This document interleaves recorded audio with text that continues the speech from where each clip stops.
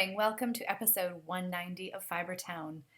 It's the 28th of April, 2017, and you have me right at the beginning of my day, just taking my kiddo to the bus stop, and, perhaps you'll hear some bird song. Welcome, everybody.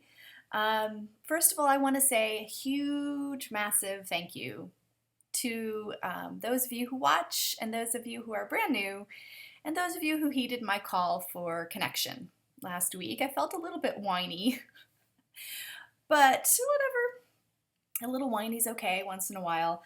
But so many of you got in touch and, just let me know what you thought about the episode, my crafting, told me what you were doing, told me some really funny stories. So it was a pleasure to hear from you on YouTube, on the Ravelry group, and I think I even heard from someone on Blogspot, which I rarely get comments there, but they are welcome. So those are some of the places you can find me, and yeah, all my contact info is in the beginning of the show. So keep getting in touch. I love it. So I did have someone who introduced herself in the group, and if you'd like to do that, I would love to read about what you're doing, where you come from. So let me just say hi to M. Mayers92, and that is Megan from Dublin, Ireland. She's an American living in rural West Galway with her Irish partner. Was taught by her grandmother to knit. She's been knitting a while. And she's sort of getting into the story of wool and where her wool is being sourced and where it comes from and what's behind it, the people, the land, the animals. So yeah, she's also in the process of reducing her purchasing of wool in order to have investment pieces. So smart. Purchasing less so that she can afford to invest in wool or a business with a story behind it. That's really great. So, she's just purchased her first fleece and she's getting ready to spin it. Very exciting. So thank you, Megan, for saying hello. And yeah, let's talk about some businessy things, shall we? Just fun business. The Summer of Us is shaping up already. It's my summer knit along that I've done before. Anything that's crafting related, it could be scrapbooking. Someone mentioned that. That starts with an S. I have some prizes already. The Woolly Thistle, Claire over there, has given us $25, a gift certificate for $25 for a winner. That's exciting. She has wonderful, wonderful products. And then the gorgeous quilter Caroline is giving away some of her amazing patterns. She designs great shawls, so she's giving away to one person a bundle of 2 new patterns and then 2 other single pattern prizes for 2 other people. Thank you, Caroline. So lovely. And then DP Temple just messaged me and would like to also donate a pattern of your choice on Ravelry up to $10. So if you've wanted to buy, say, the Even Star, which I think is maybe $9, could be less, could be $11, I don't know. But if you want to buy a more expensive pattern, she has really generously offered to give a prize to us. Thank you, guys. As I said before, if you are a crafty business or would just like to donate something, get in touch with me. So today, let's see, I have a coupon code to talk about. Then we have one sort of FO, work in progress, spinning, sewing plans, and upcoming. Up and coming? Upcoming? So my crafting slump continues a little bit. There's a glimmer of light. Where shall I begin? So, my Camaro sweater is basically a series of kind of bad decisions, one after the other, and they do not stop. And I've just put it aside for now because it needs to rest. And then I could use finishing the sleeves for Stash Dash potentially, which is kind of exciting. But I wanted to cast on a hat for a friend who's having a baby. And the sort of poor choices continued into my knitting of this pattern. And I'll share them with you. I'm going to need my dog to model this, though. So I wanted to knit her a baby hat. And it's the Pixie Hat by Diana Chan Taylor. And it's an ancient, let me see if it opens. Okay, so between like, I cast this on last week and the pattern is no longer available. The URL is dead. So what I should have done is find a very similar pattern in this book that I own, Vintage Baby Knits. But I didn't, and so I cast on the free pattern on Ravelry, and the pictures, I mean, the baby in the pictures must be like 50 now. Anyway, so you basically, let me show you this pattern so you can get an idea of what it's supposed to look like. So yeah, it's an adorable pixie hat. And I'm going to have to, where are you, pixie hat? Here it is. The Stella pixie hat. So cute. So it's very similar to the one in the vintage pattern. So you can see that this is the cast on right here around the little face. God, look at that sweet, sweet face. So I wanted to do a tubular cast on because the cast on is quite prominent, you know. It's right there in your face, literally. So I did a tubular cast on, and I cast this on out of some hedgehog leftovers, pistachio. So there's my tubular cast on. But then things went downhill. I sort of, like, common sense has not been my friend lately, and I just sort of started doing my own thing, not really following the pattern. And there were no dimensions for this hat, so I really didn't know when I needed to start and stop. Hey, Alice! Alice! I need my dog to model. You want to get a cookie? Here she comes. I'm a dirty liar. Come here, you. Look, let's try on the hat. This is Alice, and she's very toasty warm. You can tell she's been in the sun. Put your hands here. Put your hands here. Ready? You're such a good sport, my dear. So, you know, this is not a baby. I don't know. It does.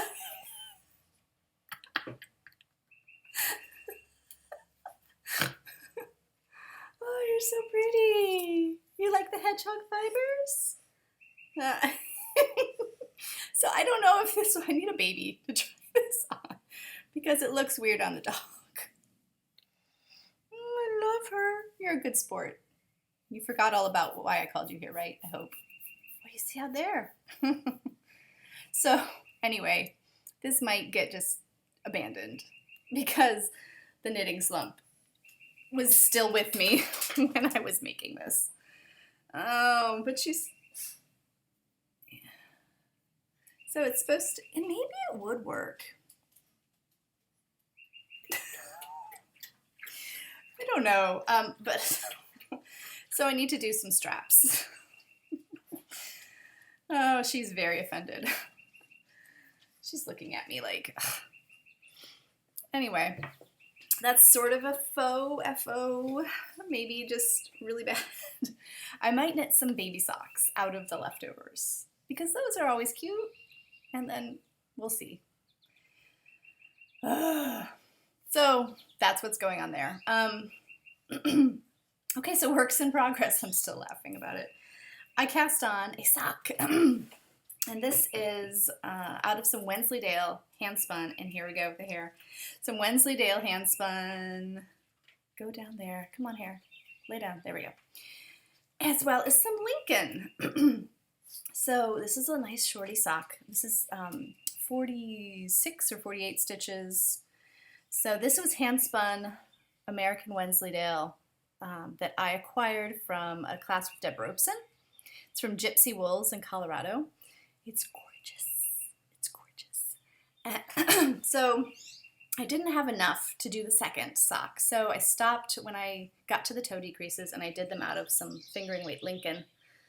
And it's a very substantial, almost slipper sock. Now the second sock I want to do, so it's a Rose City roller. So just a shorty sock. You cast on, you knit about an inch of stockinette so it rolls down. Then you do the rest of your sock, your heel flap, your gusset, etc. So the next sock I'm going to do with the Lincoln, and then the rest of the Wensleydale is the toe. So this I may enter a knit along, which I hardly ever do anymore, but Tessa of the Interim Knits podcast is doing a natural sock along, I don't know if I'm in time or not for it, but I'm going to take a look. She's got a really cute podcast. Interesting, educational. She knits beautiful things and she spins beautiful things. Okay, so I have a new cast on, which I'm going to show you in a minute, but let me show you my granny stripe blanket. You may recall that this is something I started this winter, and it's all out of hand spun scraps. Take my hook. It's a rare size, this hook. It's made out of wood, highly polished wood. It's a number 7 crochet hook, which is hard to find. I can't remember the millimeter size, but that's an American 7. Usually they have letter numbers, but for some reason, I think it might be like a 4.5 or millimeter or some strange millimeter thing. So I've done a bit on this. Where's my marker? I was here the last time I showed you. And yes, oh dear, we have wavy edges. I don't know if this is due to the size difference in these wools because it's just scraps and these are chunkier and these are skinnier. It could possibly be due to the fact that I don't care about the edges that much and I just I stopped referencing the pattern. It was like attic 24, attic 20 something. Yeah.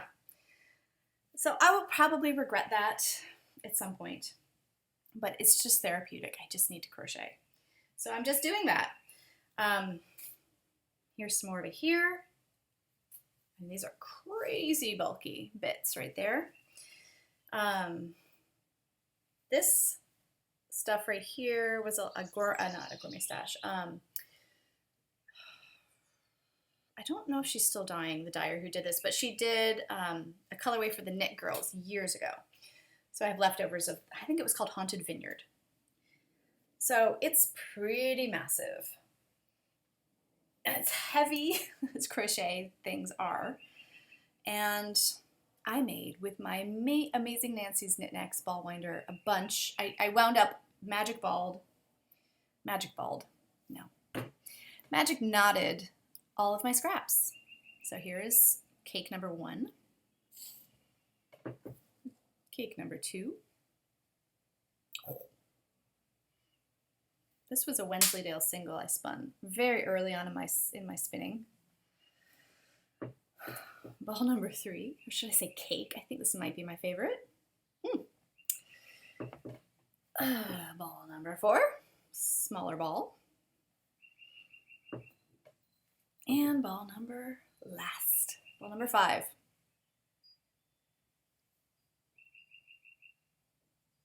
It's more of this purple and green.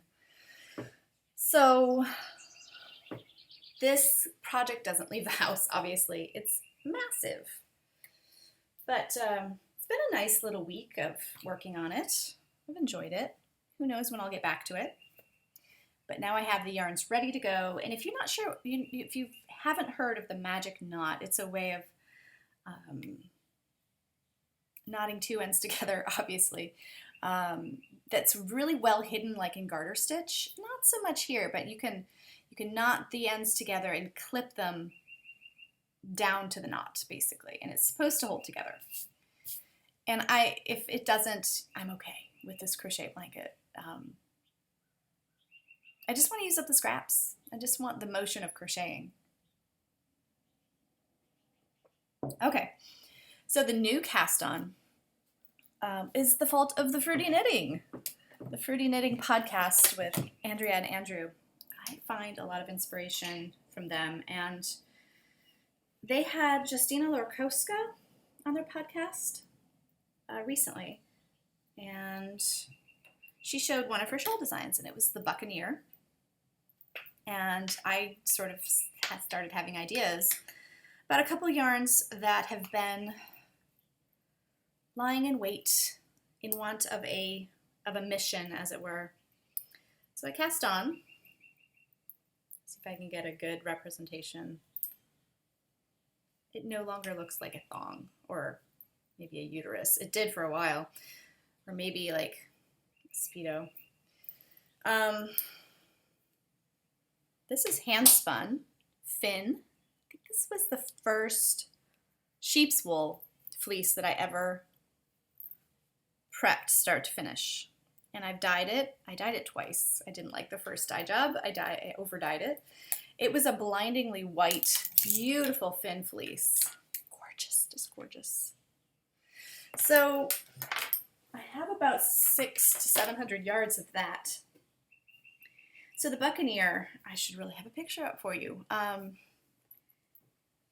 It's a massive shawl, but the way Justina described it on the Fruity Knitting podcast really intrigued me. She said there's no point to do the stitch count become overwhelming. Like, you know, there's no 500 stitches on your needles. It's sort of, it goes out to sort of a parallelogram and then it comes back in. So at any rate, you can do a chevron design, or you can do a feather and fan with like a mini set in the middle of this. And it happens, so you introduce different colors at 2 other points. So you have your solid. Then this is my Outlander rainbow in here from Gourmet Stash. So it's got wee dram. These are yak merino cashmere. Gorgeous, gorgeous colors. So this red I adore. Waterweed. That's not the right color. It's not really showing correctly. So 1, 2, 3, 4, 5, 6, 9 colors. Is that right? 9 colors? Really beautiful. So I'm very excited to use those yarns, basically. I think the Finn yarn was an early spin. It's a 2-ply. It's quite pebbly as far as 2-plies go. That can happen sometimes. A 2-ply can be flat or it can be quite pebbly. So I think it looks very well in the garter stitch. And I love the feel. So I'm excited. It's the first shawl I have knit this year. And I really wasn't planning on knitting a shawl till I traveled, because shawls are just great travel projects. But here I am. I've started one. So spinning. I have spun quite regularly this week on my Coopworth cross. Sorry about the jostling there. I have this so far. This is about 10 ounces of my Coopworth cross. Very pretty color. This is a fleece from Luray, Virginia.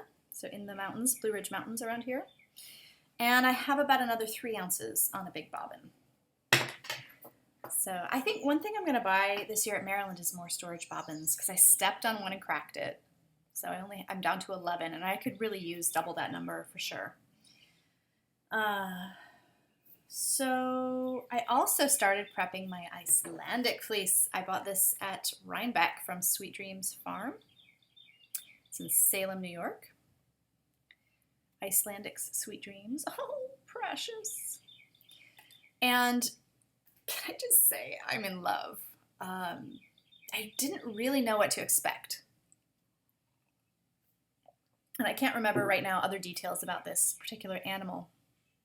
But, oh, this is what I've carded so far. It's so easy to prep. This is one pass through the carder. Super duper easy. An Icelandic fleece is a primitive fleece. It has an inner and an outer coat. In Icelandic, you call it the tog and the thell, and I believe the tog is the outer coat. Sorry, is my camera acting up? The tog, I think, is the outer coat, and the thell is the inner. I hope that's right. So let me just show you some of the differences here in just different areas of the fleece. Most of it looks like this. So the thell is super downy and lovely and soft. And the tog this is the tog. It's like wiry, hairy, but it's not, it's coarse, but not, it doesn't scratch or itch. So I could pull the tog off, but it's impossible to get it all out of there, so I'm not gonna bother. I like it. So that's, unless, it's this. This is not going in my carding. This is mostly tog. But some of some of the fleece also looks like this. And this is a little harder to deal with. I mean, just carding wise, it takes two passes basically. They're shorter, much crimpier. So how cute is that? So this is a very fun fleece. It was super stinky when it was raw, and it's still pretty stinky. Much less stinky, but I'm really enjoying it. So that's what's going on spinning wise. And I might take a little break here and check that everything's recording all right. I completely forgot to mention the coupon code. I mentioned it, but then I forgot about it. So this is a coupon code. I will flash it on the screen. It's Maryland17, because Maryland. And it's all lowercase, and this is good in my Ravelry store, Fibertown Designs, for any of my patterns, or all of my patterns, whatever you want, 20% off. It's also good in my Etsy store for 20% off, which is significant. There's lots of hand-spun yarn, there are lots of bags, there are some botanically dyed silks, there are some hand-woven scarves. So Maryland 17 in Ravelry for my patterns and Etsy for anything else. So I hope you guys take advantage if you would like. I'd just like to share the Maryland excitement, and yeah, thank you very much. Hi again. So hopefully the video is all sorted and will be okay. My voice is froggy. It is spring in the DC area. Sometimes I refer to it as the Great Botanical Orgasm. Yeah, just having my back door open for about an hour this morning. This is what I wiped off the kitchen table in pollen. Yeah, it's pretty bad. Eyes are burning, throat is itching, throat is froggy. Lovely. You should have seen my car last week, just covered in yellow. Okay, so I left off talking about sewing. Sewing plans are underway. They have been derailed by an incredibly irresponsible purchase I made yesterday. I still can't believe I did that. Alabama Shannon got her black jersey back in stock. Just happened to see this on the website. And then Susan B. Anderson posted on Instagram that she was working on her Alabama Shannon skirt.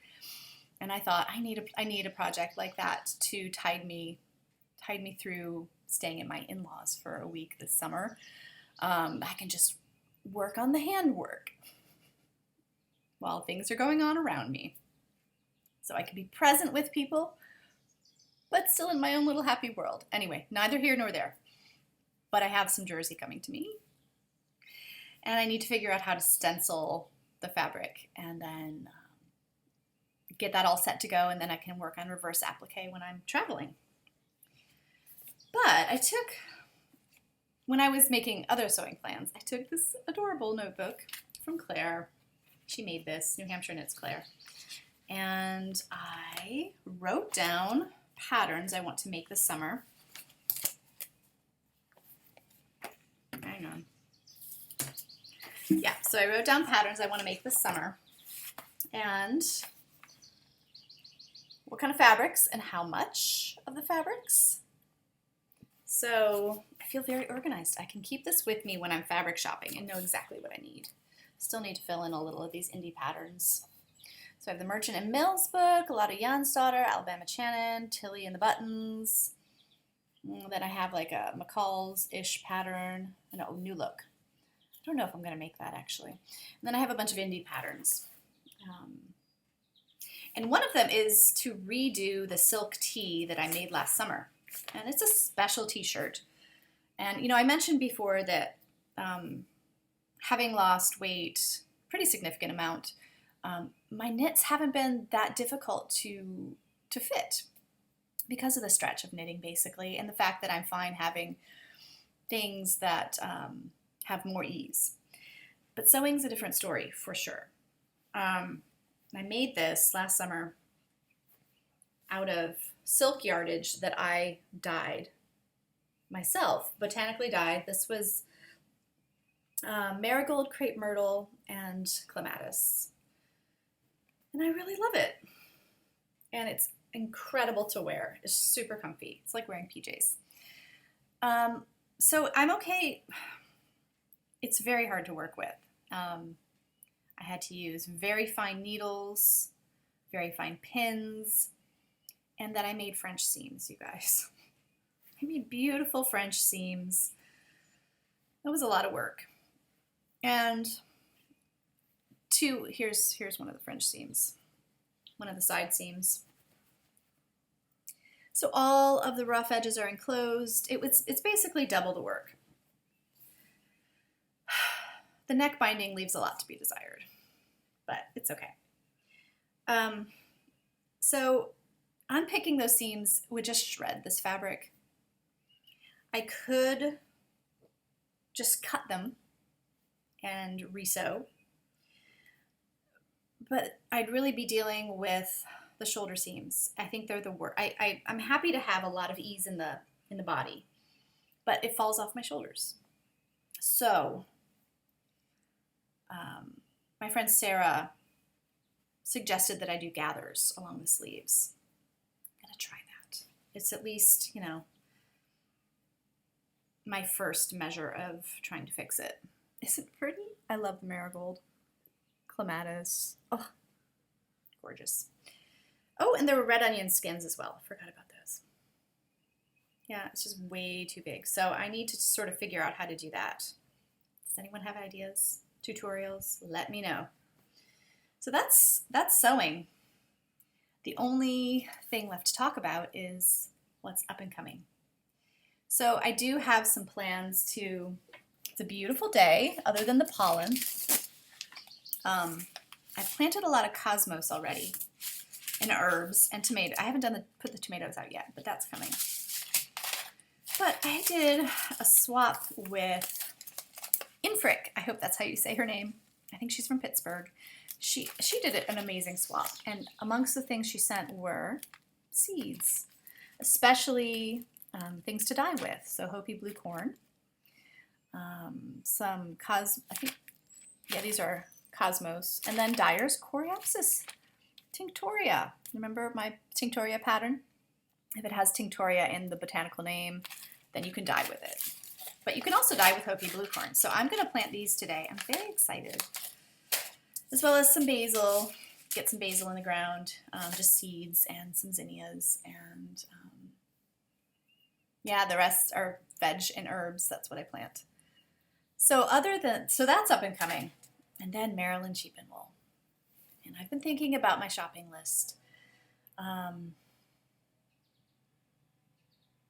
would like to visit, I think my first stop will be the fleece sale. I don't know I don't have a particular breed in mind this year. We'll see. But with this Icelandic fleece getting carded, I really don't have, other than my Gotland, which I need to get working on. Other than that, I don't have any fleeces. So yeah, the fleece sale, I'd like to buy a mug. And I love Jenny the Potter, but it's just too stressful for me. I don't want to have to stress about getting a mug, so I'm not. Let's see. But I would like to find a mug by a different potter. That'd be fun. I like mugs that aren't too heavy. And I do find that a lot of handmade pottery is really heavy, and I don't enjoy that. Hobbledehoy for art and art bat, maybe some things to spin this summer on spindles. The Ross Farm for sure.